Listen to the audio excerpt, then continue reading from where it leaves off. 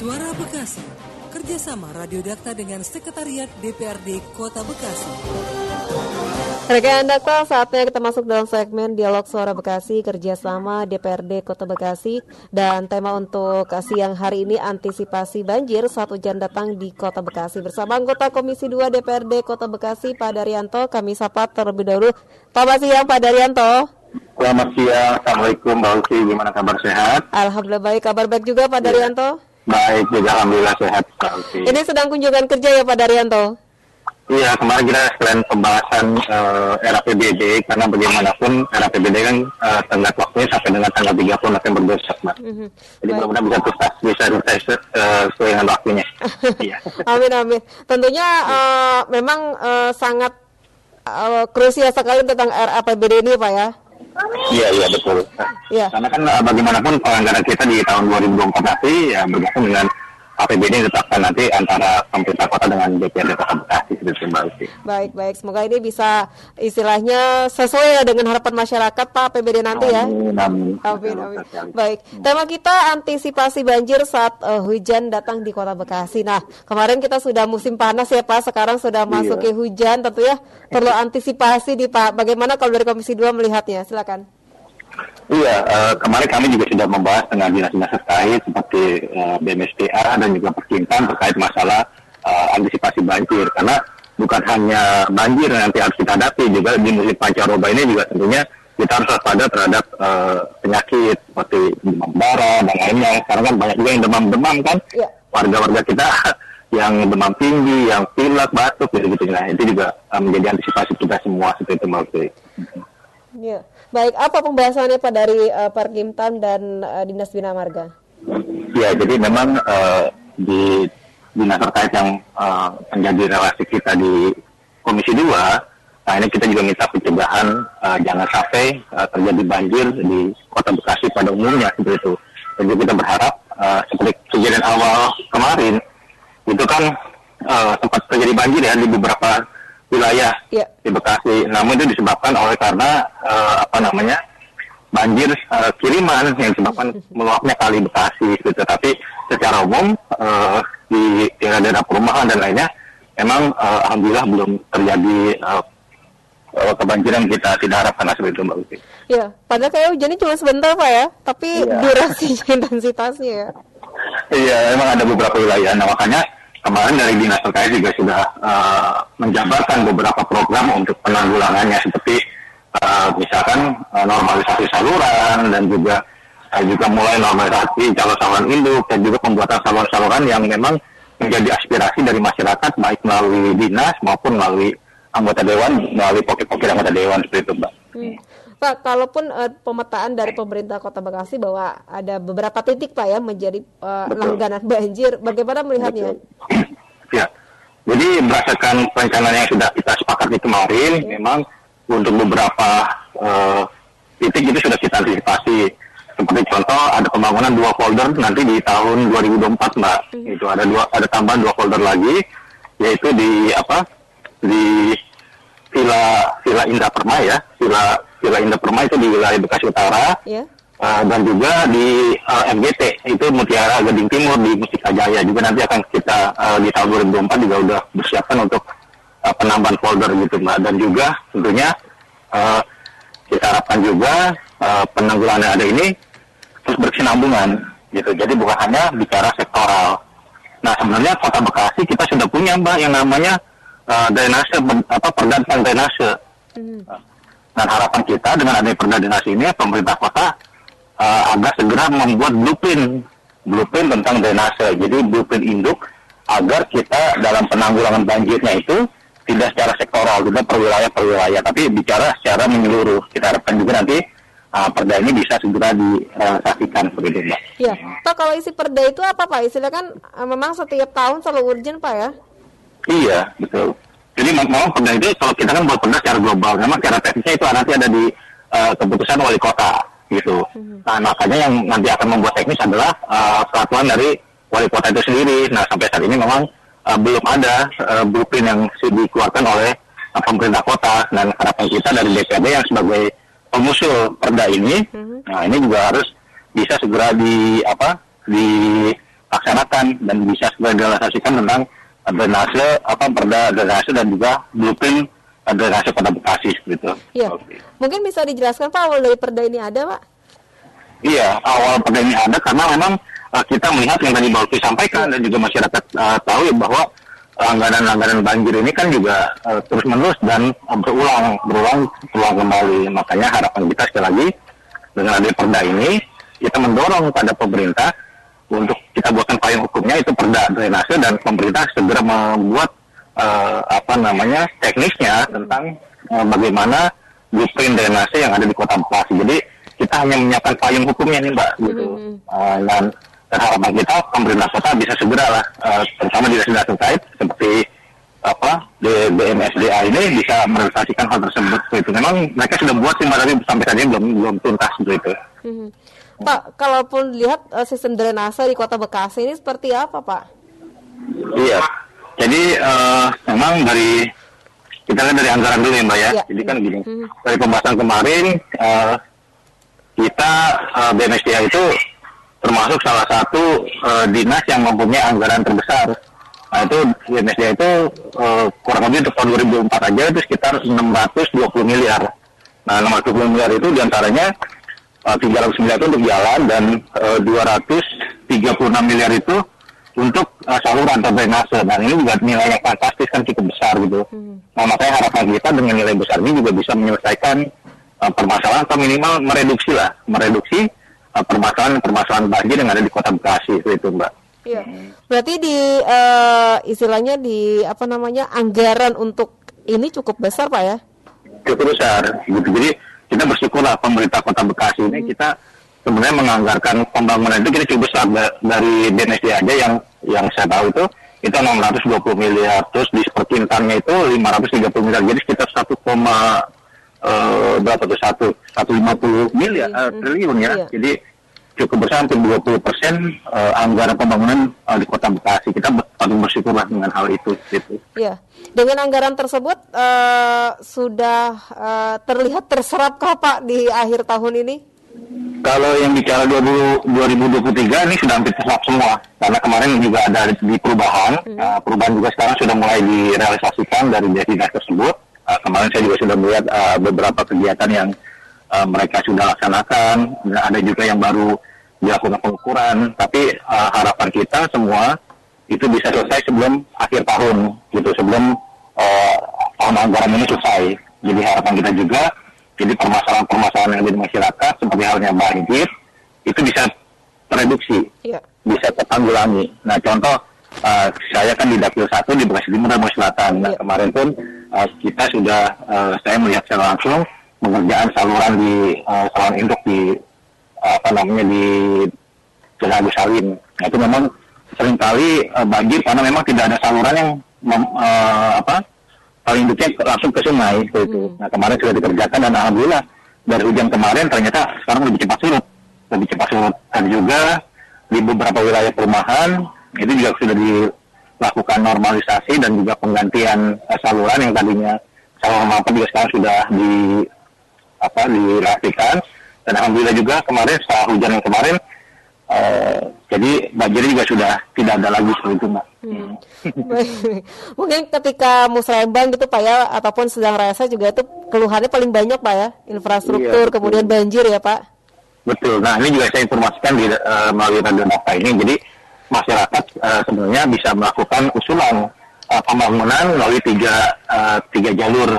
Yang pertama bisa melalui anggota DPRD, melalui aspirasinya gitu. Yang kedua juga bisa melalui dinas terkait dan atau bisa juga melalui musrembang yang dilaksanakan oleh tingkat kelurahan, kecamatan dan tingkat kota seperti itu, Mbak. Jadi banyak akses sebenarnya yang bisa masyarakat tempuh untuk bisa melakukan pembangunan di wilayahnya seperti itu. Baik, Pak, untuk memperbanyak polder Pak, tadi kan ada di Bekasi Utara dan juga MGT Pak ya. Akankah nanti akan ada penambahan begitu Pak? Betul. Karena kan untuk folder ini juga memerlukan proses yang panjang. Pertama kan masalah kesediaan lahan. Nah ini kan juga menjadi perhatian kita. Dan kita juga tidak mau terjadi terulang kembali hal-hal yang kita tidak inginkan seperti yang sudah gitu. Kita harapkan dalam pembangunan folder ini, dalam penanggulangan banjirnya juga secara tuntas seperti itu. Dan kita harapkan juga dengan adanya folder ini bisa membebaskan masyarakat di sekitar utamanya itu di Villa Indah Permai dan MGT itu tahun 2024 itu bisa teratasi lah gitu. Namun sekali lagi Mbak, ini juga bergantung sama kemampuan keuangan daerah. Gitu. Jadi apa yang kita bisa bicarakan kembali lagi kepada kemampuan keuangan daerah, karena kita ketahui bersama di tahun 2024 nanti kan tahun politik ya, pemilu, dan diharapkan juga ini tidak mengganggu stabilitas ekonomi, stabilitas keamanan, dan semuanya juga kita harapkan bisa berjalan lancar dan normal. Ya itulah, dengan keberadaan itu baru bisa kita lakukan pembangunan seperti itu, Mbak. Baik Pak. Itu kan beberapa yang harus dilakukan, tapi jangan ketika musim hujan baru bergerak Pak ya. Betul. Nah ini juga saya menghimbau kepada seluruh masyarakat Kota Bekasi, karena kalau ini hanya menjadi peran pemerintah, ini sangat sulit kita bisa atasi. Makanya kita juga perlu kerjasama dan sinergisitas dengan masyarakat. Jangan sebentar-sebentar minta ke pemerintah, sebentar-sebentar minta pemerintah. Namun kan bisa hal yang dilakukan oleh masyarakat. Contohnya dengan kerja bakti membersihkan saluran di wilayahnya masing-masing. Karena biasanya banjir itu terjadi karena adanya pendangkalan di saluran dan juga penyempitan saluran. Nah itu bisa dilakukan oleh swadaya masyarakat. Dan yang kedua juga kita harapkan dan partisipasi masyarakat itu untuk tidak membuang sampah sembarangan. Karena mayoritas banjir juga itu karena numpuknya sampah di saluran-saluran induk seperti itu, Mbak. Baik, inilah kadang-kadang selalu menyalahkan Pak ya. Ya makanya kita harapkan laporan partisipasi masyarakat. Dan saya melihat dari beberapa wilayah itu sudah luar biasa, banyak juga RW yang sekarang melakukan kerja bakti bersama di tingkat RT maupun RW. Yang kita harapkan ya sistem gotong royong, sistem kerjasama sebagai identitas dari warga bangsa Indonesia ini bisa terus digaungkan dan bisa terus kita laksanakan bersama. Pak, mungkin kalau dengan anggaran tersebut Pak untuk memaksimalkan polder, kemudian drainase dan sebagainya, apakah cukup Pak? Ini kan tergantung dari dinasnya tersebut mau tidak memanfaatkan semuanya begitu ya Pak? Iya, kalau bicara cukup tidak akan cukup Mbak, karena memang ini bicara hanya tahun anggaran 2024 gitu. Yang kemarin 2023 sudah selesai dan kita rasakan juga masih belum maksimal, karena memang kalau bicara anggaran cukup itu hampir tidak akan mencukupi, karena akan silih berganti. Yang ini sudah bagus, yang ini rusak, yang ini perlu diperbaiki, yang ini perlu lagi diperbaiki lagi seperti itu. Karena hal ini juga memang menjadi problem kita gitu. Dan makanya di tahun 2024 pun dari hasil rapat kemarin dengan tim Banggar itu untuk pemeliharaan kita di drainase itu sekitar 19.000 meter, jadi sekitar 19 kilometer gitu, hanya 19 kilometer gitu. Padahal kita tahu drainase kita lebih dari itu. Gitu. Jauh sekali kalau bicara dari angka cukup, Alfi. Baik, Pak, Kota Bekasi kan berbatasan dengan Depok, kemudian Jakarta, Bogor dan juga Kabupaten. Ini kan tentu kalau melihat koordinasinya dengan daerah-daerah tersebut, karena kan antara kabupaten dengan kota kan beririsan, apalagi yang sering terjadi banjir di Kurasingto, kemudian di Kali Cikeas Pak ya. Nah, apalagi juga yang di perbatasan Jakarta dengan Kota Bekasi, bagaimana koordinasinya dengan daerah-daerah tersebut di Kota Bekasi, Pak? Nah, untuk koordinasi kemarin kami Komisi 2 sudah melakukan hearing dan juga datang ke balai besar yang ada di Cawang itu, Mbak. Kita meminta masukan dan juga saran, karena memang kita betul tadi baru disampaikan. Ada beberapa wilayah yang menjadi kendala kita. Contoh Kali Bekasi tadi yang baru bilang, itu kan kendala banjir itu dari sana, gitu.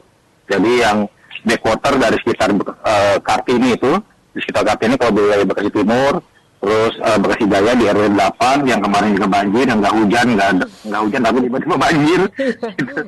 Nah itu juga menjadi kendala, dan kita juga sudah koordinasi dengan PUPR. Memang dari PUPR sendiri ada rencana untuk melaksanakan sipel, Mbak, sepanjang Kali Bekasi itu.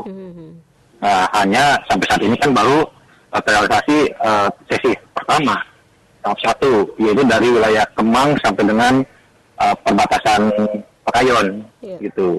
Nah, kelanjutannya kita tanya lagi belum, masih menunggu anggaran katanya seperti itu.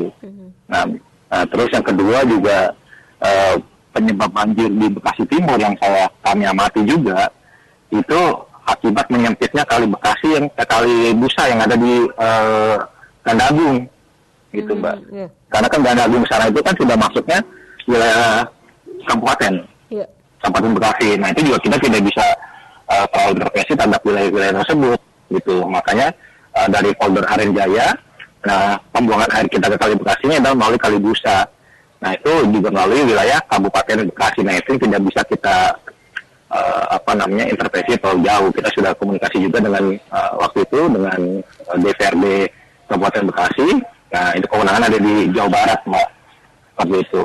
Jadi memang betul yang baru bilang kendala-kendalanya cukup lumayan besar karena bottleneck kita itu ada di wilayah pas pembuangan kali besarnya. Ya, tentunya dengan pemerintah pusat Pak ataupun di ke Pemprov Pak, tentu kan ini juga bersinggungan langsung ya Pak. Betul.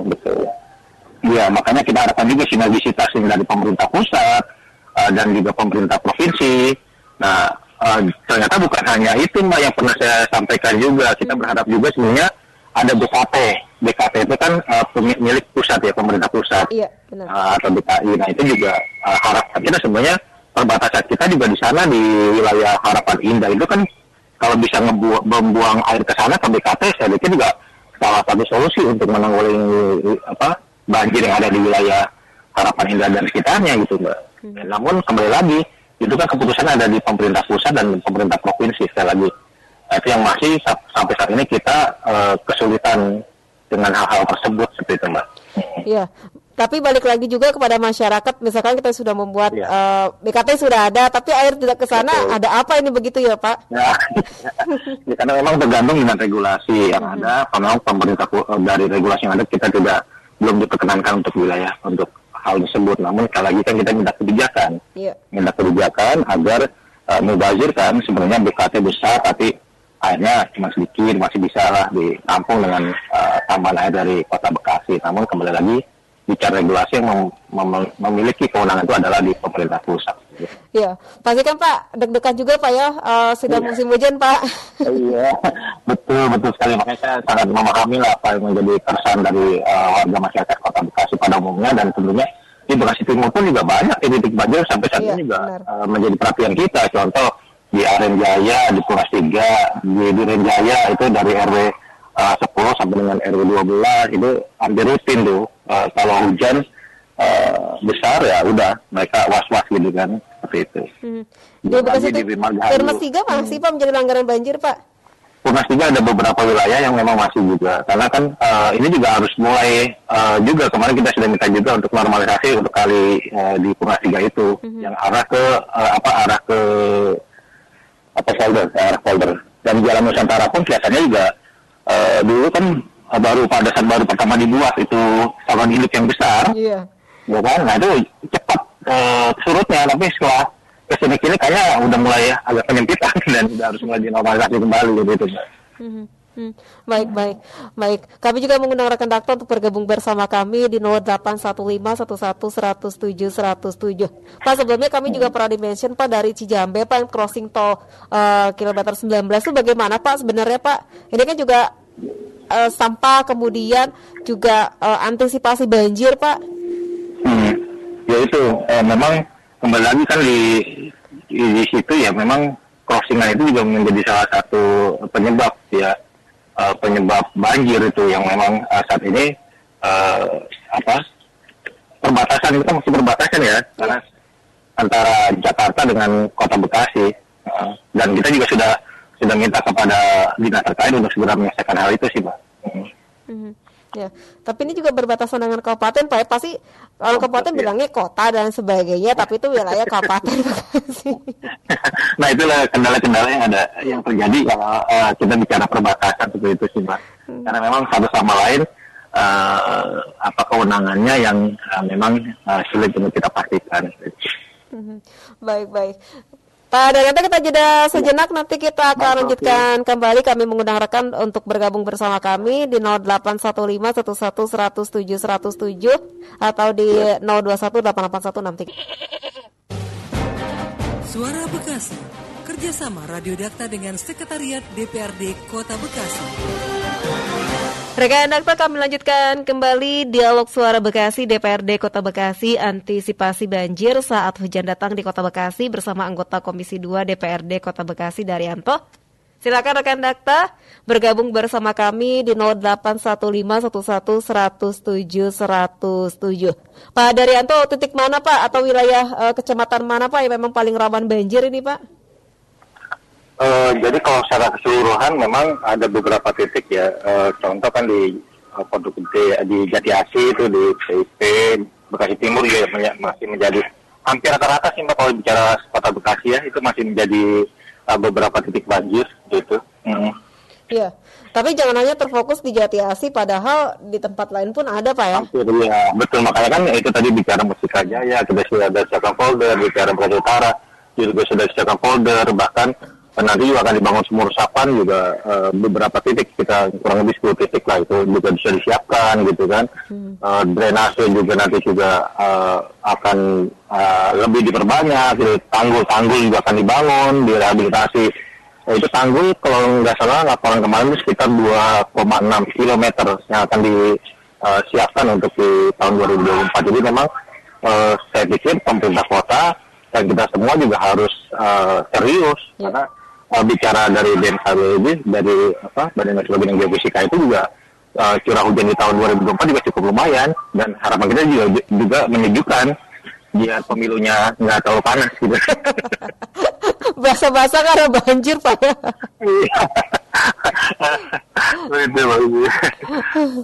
Iya Pak, ya kan ada juga perumahan, saya lupa namanya, di wilayah Jatiasi yang dilintasi Kali Cakung yang waktu itu sempat ambrol Pak ya. Nah itu bagaimana sekarang Pak? Tentunya kan Pak ingin limpasannya juga ke perumahan warga Pak.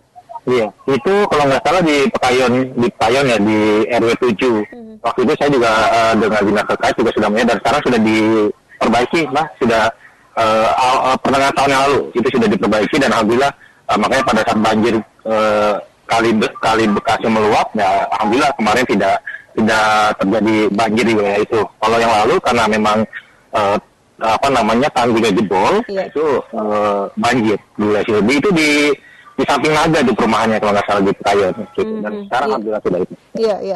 Pak, ini kan apalagi perumahan yang persis di samping aliran Kali Bekasi. Kayak kalau mau hujan sangat menakutkan ya Pak.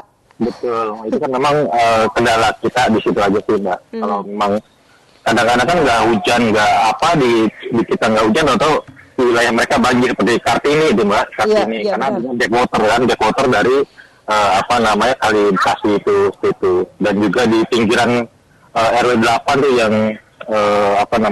dekat pintu air Lengkak. Itu juga sama, itu juga banjir. Nah, atau di Wisma Atlet itu yang dulu belakang Giant ya. Itu juga sama tuh, itu juga sama. Makanya pokoknya hampir rata-rata di PIP juga yang di Jatiasi. Itu juga sama. Pokoknya hampir rata-rata sekitar yang dilalui oleh Kali Bekasi memang menjadi waspada di saat Bekasinya nggak hujan tapi dapat luapan dari Kali Bekasi. Iya, makanya kalau udah hujan antisipasi Pak ya. Iya. Makanya dan kita juga dari dinas terkait kemarin ya sudah menginformasikan sudah menyiapkan beberapa unit pompa.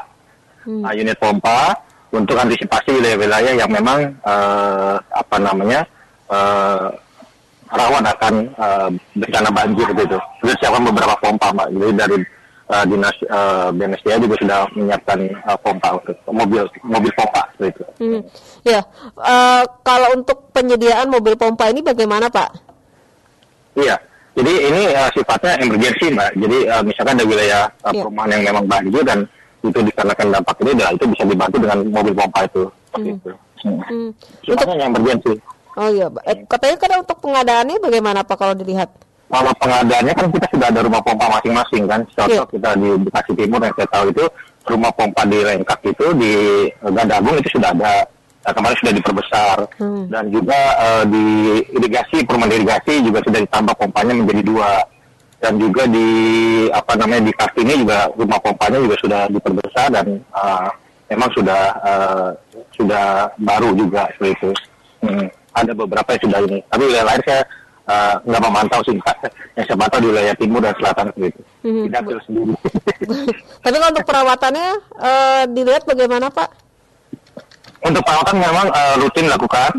Hanya memang kendalanya kemarin bicara operasional, Mbak. Operasional karena memang untuk solar dan lain-lainnya itu dari swadaya masyarakat masih seperti itu. Jadi ini yang memang harus juga diantisipasi oleh dinas terkait. Karena ternyata untuk solar dan operasionalnya itu masih menjadi beban masyarakat seperti itu, Mbak. Iya. Tapi perawatan dari dinas secara rutinnya ada. Baik. Jadi dari rumah pompa dan sebagainya, tapi kondisi tersebut dalam keadaan baik ya, Pak? Baik. Nah, kemarin juga sudah dilakukan uji coba di RW 14 itu alhamdulillah sudah rutin dipanasin, dijalankan, dan juga yang dilengkap juga sama. Dan yang rumah pompa yang di itu juga ada tuh di underpass juga. Itu kan juga itu kalau hujan, itu kalau rumah pompanya rusak kan itu keputus, Pak, akses antara yang dari rumah Haji Bela ke arah Duren Jaya. Nanti makanya kita sudah antisipasi banget jangan sampai hal itu terjadi lagi, karena kemarin sempat terjadi dengan rusaknya rumah pompa ternyata membuat akses dari Pasar Baru ke arah dalam, ke arah Duren Jaya itu terputus gitu. Iya. Nah, apalagi itu yang underpass itu yang di bawah rel kereta memang lumayan, Pak ya. Iya, betul. Kalau hujan debit airnya besar ya itu, makanya kalau pompanya rusak udah kita harus cari alternatif jalan. Iya. Pak, tentunya ada BPBD ya. Nah, kalau lihat BPBD ini bagaimana untuk bisa membantu masyarakat dalam mengantisipasi banjir ini, Pak? Iya, kalau saya lihat dari kemarin ya, kebetulan teman saya ada di sana dan mereka juga sudah menyiapkan beberapa persiapan seperti perahu karet dan juga antisipasi yang lainnya itu sudah mereka siapkan. Jadi, tapi mudah-mudahan itu tidak dipakai, Mbak ya, jangan sampai digunakan gitu, karena kalau digunakan berarti benar-benar terjadi banjir. Dan ini kan traumatik kita di tahun 2020 kan juga masih ada nih, Mbak. Bagaimana di tahun 2020 kita banjir dahsyat banget. Nah, ini juga makanya besok kita sudah mau masuk lagi tahun baru, harapan kita tidak terjadi lah, karena biasanya kan curah hujan di akhir tahun ataupun awal tahun itu sangat besar kan gitu. Nah, makanya kita harapkan juga betul-betul antisipasi yang disiapkan oleh pemerintah kota, baik seluruh elemen dan juga masyarakat, benar-benar kita antisipasi, jangan sampai yang kita khawatirkan itu terjadi. Ya, Pak, untuk pengerukan sungai dan juga normalisasi aliran kali bagaimana nih, Pak? Kalau yang pengamatan saya di Bekasi Timur itu kemarin sudah dilakukan normalisasi di Kali Gendong yang di samping underpass itu, Mbak, yang arah kali itu dari Rama itu kan semua lewatnya lewat situ tuh. Iya. Sampai dengan ke ke Lengkak. Rumah pompa Lengkak itu sudah dinormalisasi kemarin. Alhamdulillah sekarang sudah bersih. Nah, itu sudah alhamdulillah sudah bersih, dan juga beberapa wilayah juga seperti di Duren Jaya, perumahan Duren Jaya juga kemarin sudah dilakukan normalisasi juga, dan bahkan dari warga sendiri yang saya tahu itu dari RW 12, RW 10 itu juga sudah melakukan juga kegiatan kerja bakti bersama untuk membersihkan saluran-saluran induk dan juga saluran sekunder di rumahnya masing-masing, depan rumah masing-masing. Ya, mudah-mudahan harapan kita banjir di tahun 2020 tidak terulang lagi. Nah, itu luar biasa, apalagi wilayah Kartini ya, Mbak ya. Masya Allah. Selalu. Iya, cuma kalau data kan aman, kalau ada data aman. Iya. Pak, untuk pemanfaatan Frisbee itu kan masih dalam tahap pembangunan, Pak ya? Oh ya, kalau Frisbee itu ini, Mbak, itu untuk spam. Oh, untuk spamnya? Air minum itu spam, itu proyek dari PUPR. Jadi kita bersyukur juga lah itu ada proyek dari PUPR itu untuk air minum. Nantinya itu dari kali itu kita akan bisa dapat air bersih yang memang benar-benar bersih gitu. Jadi tidak seperti sekarang ini kita sangat bergantung dengan air Cikeas. Kalau air Cikeasnya buruk atau ada pencemaran, kita mendapat air yang buruk gitu, bahkan airnya sangat tidak layak gitu. Nah, dengan adanya spam ini, mudah-mudahan di awal tahun itu sudah bisa kita realisasikan, dan makanya kemarin dari PDAM juga sudah mengajukan penambahan modal untuk pembuatan pipanisasi dari Prisdo itu sampai dengan ke wilayah yang terdekat itu di Teluk Buyung, gitu, di Teluk Buyung. Dan kita sudah setujui kemarin dari hasil rapat TAPD dengan Banggar, kita sudah setuju untuk penambahan modal sebanyak 35 miliar kalau nggak salah. Nah itu agar kembali lagi untuk ke masyarakat Kota Bekasi agar bisa memperoleh air minum yang baik dan juga sehat seperti itu. Ya, tapi dengan ada di peristiwa tersebut istilahnya menjadi titik kunci apakah aliran air tersebut akan ke arah belakang RSUD dan sebagainya ataukah nanti ini kan titik kuncinya Pak ya, pengaturannya ya Pak ya? Betul. Nah makanya itu nanti secara detailnya memang kemarin sudah dijabarkan oleh PDAM, direktur utamanya dan juga jajarannya, dan kita harapkan juga makanya hal ini juga bisa dipercepat dan bisa dirasakan langsung oleh masyarakat gitu Mbak. Baik, kami masih mengundang rekan Dakta untuk bergabung bersama kami di 0815 11 107 107 atau telepon di 021 881 6363. Tapi Pak, kalau melihat banyak juga Pak ya relawan-relawan yang membantu masyarakat di kala banjir dan sebagainya. Bagaimana melihat relawan-relawan ini Pak? Ya itulah rasa kemanusiaan dan kepedulian kita terhadap sesama yang mungkin ya bisa muncul karena empati, dan harapan kita juga inilah karakter dan juga sosok asli dari warga Indonesia, orang yang penuh empati, orang yang peduli dan juga saling mengasihi, dan itu memang saya merasa itu karakter dari bangsa Indonesia gitu. Dan ini harus terus dipelihara agar kita bisa terus menjalin silaturahmi dan juga kepedulian yang besar itu. Iya, Pak, di Dinas Bina Marga kan ada unit reaksi cepat Pak ya, kalau tidak salah ya? Ada. Ya, itu bagaimana kalau melihat fungsi dari URC terhadap Kota Bekasi dan saat musim hujan ini Pak? Ya, kalau URC itu kan diperuntukkan untuk misalkan ada gangguan saluran ataupun yang lainnya, ataupun itu memang diperuntukkan untuk hal-hal yang sifatnya emergency Mbak, gitu. Jadi migrasi cepatnya ini memang kalau misalkan ada sesuatu hal yang gangguan, misalkan di wilayah tersebut, nah ini yang ahlinya ya, kita serahkan sama yang ahlinya agar mereka juga bisa turun dan segera menyelesaikan masalah yang ada seperti itu. Baik. Pak Daryanto, kita jeda kembali Pak ya, nanti kita akan lanjutkan kembali informasi berikut ini. Baik, terima kasih. Suara Bekasi, kerjasama Radio Dakta dengan Sekretariat DPRD Kota Bekasi. Suara Bekasi, kerjasama Radio Dakta dengan Sekretariat DPRD Kota Bekasi. Rekan Dakta, di sesi terakhir Dialog Suara Bekasi kerjasama DPRD Kota Bekasi, antisipasi banjir saat hujan datang di Kota Bekasi, masih bersama anggota Komisi 2 DPRD Kota Bekasi, Pak Daryanto. Pak Daryanto, bagaimana seharusnya lahan RTH itu dimanfaatkan, tapi menjadi bangunan nih Pak, bahkan jadi alih fungsi? Silakan. Iya.